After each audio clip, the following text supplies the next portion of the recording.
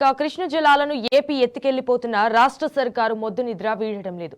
AP ప్రభుత్వం యథేచ్ఛగా కృష్ణా నీటిని తరలించుకుపోతున్న ప్రభుత్వం చేవచచ్చి చేస్తులుడికి చేతులు కట్టుకొని చూస్తున్నదన్న విమర్శలు వ్యక్తమవుతున్నాయి. సో మరోవైపు ఏపీ నీటి దోపిడీపై కేఆర్ఎంబీ చేతులెత్తేసింది. కోటాకు మించి ఏపీ నీటిని వినియోగిస్తున్న బోర్డు స్పందించకుండా వంతపాడటంపై విమర్శలు వ్యక్తమవుతున్నాయి.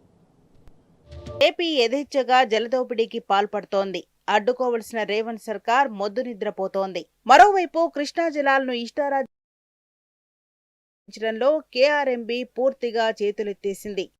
పైగా నీటి నిల్వలు పడిపోతున్నాయని, పొదుపుగా వాడుకోవాలంటూ ఉచిత సలహాలు ఇవ్వడానికే పరిమితమైంది. ఏపీ జలదోపిడీపై తెలంగాణ అభ్యంతరాలను బుట్టదాఖలు చేయడమే కాక ఏపీ వినియోగ జలాల లెక్కలను తక్కువగా చూపడం చర్చనీయాంశంగా మారింది. ఇరు రాష్ట్రాలు నీటి వినియోగంపై 3 మెంబర్ కమిటీలో తేల్చుకోవాలంటూ సన్నాయి నొక్కులు నొక్కుతున్నది. మరోవైపు ఇండెంట్లు, బోర్డు అనుమతులు లేకుండానే ఏపీ యథేచ్ఛగా కృష్ణా జలాల మళ్లింపు కొనసాగిస్తుంది. ఎగువన శ్రీశైలం నుంచి దిగువన సాగర్ కుడి కాలువ ద్వారా అందిన కాడికి మళ్లిస్తూ తెలంగాణ రైతన్నల నోట్లో మట్టి. శ్రీశైలం రిజర్వాయర్ 4 షోర్ నుంచి గతంలో ఎన్నడూ లేని విధంగా ఒక్క పోతిరెడ్డిపాడు ద్వారానే 200 టీఎంసీలకు పైగా జలాలను పెన్నా బేసిన్కు ఏపీ మళ్లించింది.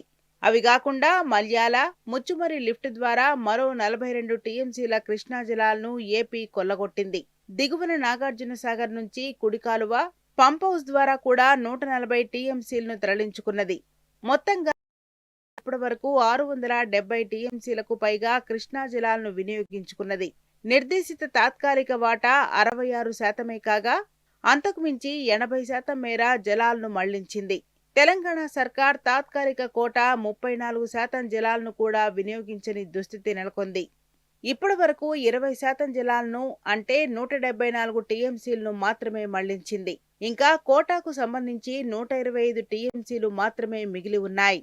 మరోవైపు తెలంగాణ సర్కార్ ఇప్పుడు కళ్లు తెరిచింది.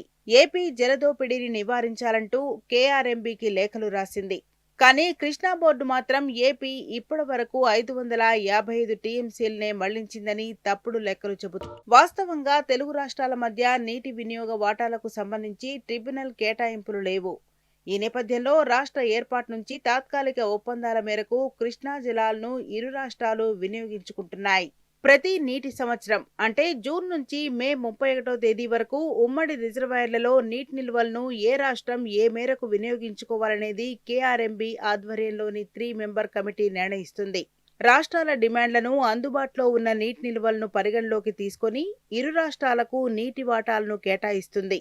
ఆ మేరకు ప్రాజెక్టుల అవుట్లెట్ల నుంచి నిర్ణీత సమయంలో నీటిని విడుదల చేస్తుంది. కానీ ఈ ఏడాది యాసంగి అక్టోబర్లో ప్రారంభమైన ఇంతవరకు రివర్ బోర్డు ఆ దిశగా చర్యలు చేపట్టకుండా ఏపీ బరితెగింపునకు, బోర్డు వ్యవహార శైలికి తెలంగాణ కాంగ్రెస్ సర్కార్ వైఫల్యమే కారణమని అధికారులు, రైతుల నుంచి విమర్శలు వ్యక్తమవుతున్నాయి. వాస్తవంగా ఏపీ కోటాకు మించి జలాలను తరలించుకుపోతున్నదని రాష్ట్ర అధికారులు గతేడాది డిసెంబర్లోనే అటు బోర్డు, ఇటు తెలంగాణ ప్రభుత్వ పెద్దల దృష్టికి తీసుకొచ్చారు. ఏపీని అడ్డుకోవాలని ఉన్నతాధికారులు సైతం నేరుగా బోర్డు చైర్మన్ను కలిశారు. బోర్డు వ్యవహార శైలిని ఎప్పటికప్పుడు నివేదిస్తున్నా తెలంగాణ ప్రభుత్వ పెద్దలు మౌనం వహించడం అనుమానాలకు తావిస్తుంది.